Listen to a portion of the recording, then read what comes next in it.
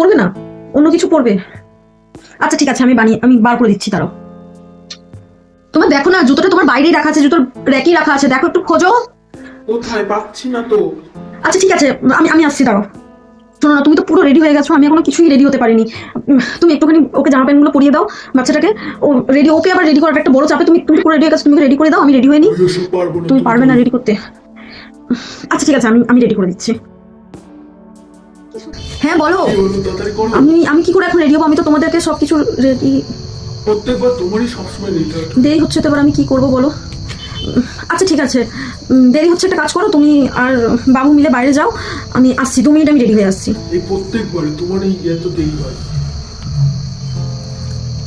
এটাই ঠিক আছে, আর কিছু রেডি হতে হবে না। এবার রেডি হতে গেলে আবার দেরি হয়ে যাবে, চেল্লামিল্লি করবে। থাক, পারফেক্ট পারফেক্ট।